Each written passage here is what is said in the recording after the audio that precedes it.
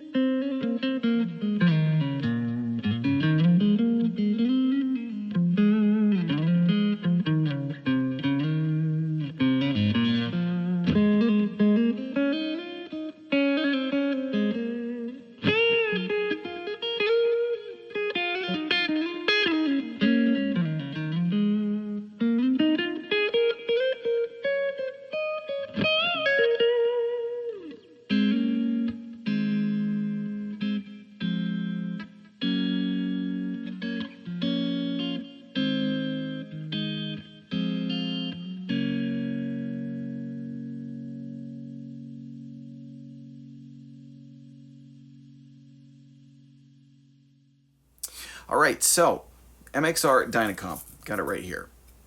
This is, again, another misunderstood pedal. For as classic as it is, I think people think of them and they think of the one sound, the clicky squish. And out of the one sound, two that most come off into mind are the country picking and the Gilmore sound. Those are kind of the two that I think pop into a lot of people's heads when they think about this pedal. But it really does a lot more. It's a very versatile and very useful pedal if you know how to use it. Now, if you're not familiar with the concept of a compressor, basically a compressor squishes everything together. It takes your quietest notes and brings them up in volume so that they balance out with your louder notes, and it can take your louder notes and kind of press them down so that your whole waveform goes like this. Why is that useful, or why is it bad? Well, it can be useful if your quiet notes get lost in a mix. If they, playing live or recording, a compressor is something I use all the time in recording. The thing is I don't always use it to effect, and that leads into the next point, which is if you use it too heavily, it kills your dynamics, and it just, all the subtle nuances, the kind of breathingness of your tone just gets sort of yanked out of it in a not good way. So the key to using any compressor is, well, first of all, is knowing what you want. You can use heavy compressor effects to great effect if that's the sound that you're going for. The more ubiquitous form of the compressor, the more kind of constantly used form, like what I do, the best way, in my opinion, to use a compressor is if you don't know that it's on. Then you go, okay, well then what's the point? Well, then why even have it? Well, because it does affect the audience's ability to hear what you're playing. Generally speaking, if I just barely notice the compressor's on, that's kind of a good level for me. So this one, the way that I like to use it, and the way that you were just hearing it, is the sensitivity is pointing to about 9 o'clock, and then output to taste. Now, interestingly, you can use this as a boost, and one of the ways that it can work really, really well is to boost your lead tones. So just for a minute, let's show how this works as a boost. That way your rhythm tone is still kind of open and breathes, but your lead tone is a little bit more balanced out so that everyone hears the notes. And it works pretty well clean or overdriven. So let's hear it clean now. And for that, I'm going to kick up the output so that the knobs are basically pointing at each other. I'll play it with the pedal in bypass and then kick it on so that you can hear how it gives you a nice boost, and again, kind of evens down a little bit of your tone.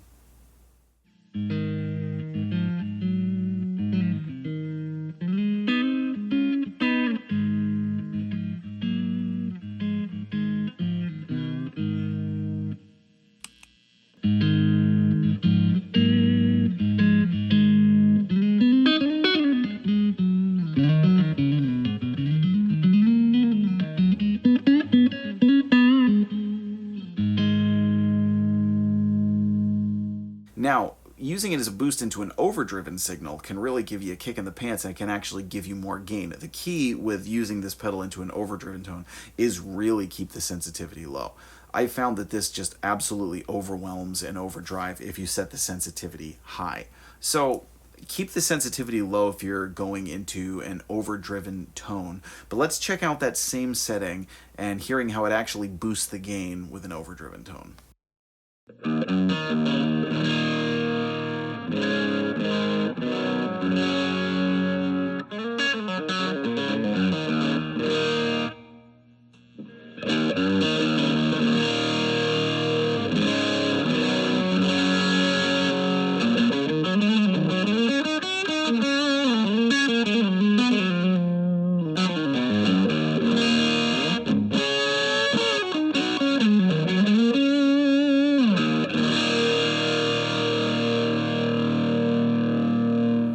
All right, so you can hear playing it with the sensitivity back quite a ways.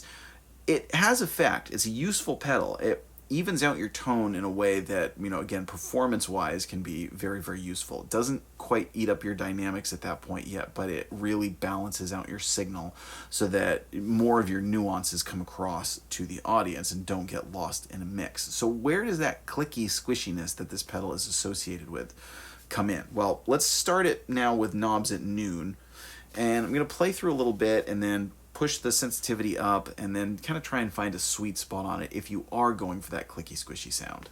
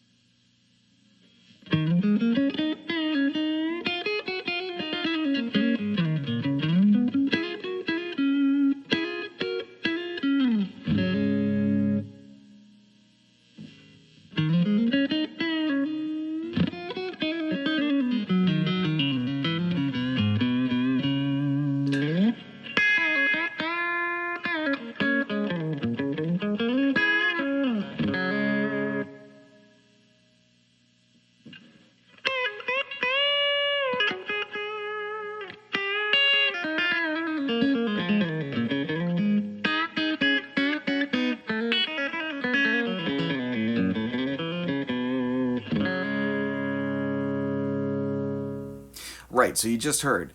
You turn that sensitivity up, it gets pretty heavy. Now, the effect sounds pleasant. It's a cool sound, and again, that's kind of using it to effect like we were talking about, if that's the sound you're going for.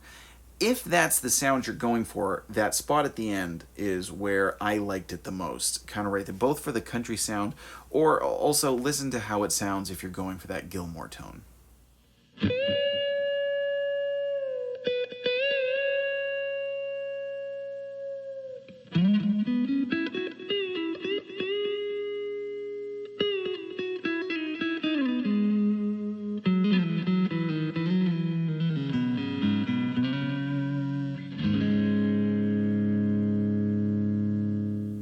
All right, now to close out, I've got one more unique tone that this pedal can do, and this can only be used on certain amplifiers. And I actually want to say a great big thank you to one of my followers who goes by the handle of Vox Pathfinder 15, who shared this tip with me. He actually posted about it in one of my videos. He said, "Hey, have you ever tried it this way? It's really cool."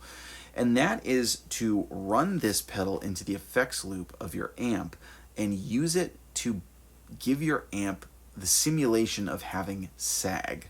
So if you have an amplifier that's a little too brash and edgy, but it has an effects loop, so obviously if you don't have an effects loop you can't do this, but if you have an amplifier that might be a little bit brash and edgy, run this into the effects loop. Now, when I thought, oh, that sounds interesting, yeah, I'll try it, and I thought, I'll bet it sounds kind of cool. I don't know how much it'll make a difference. I was actually really surprised how much of a difference it did make. So check out how much of a difference it makes running this into the effects loop. And again, for this, I have the sensitivity backed off. I'm not really pushing the sensitivity, but it really makes the amp sound like more of a saggy, it almost kind of gives it more of that tube rectifier, old worn-in speaker kind of feel with a lot more bounce to your tone, but it doesn't have the same effect as just running into the front end of the amp. So check this out.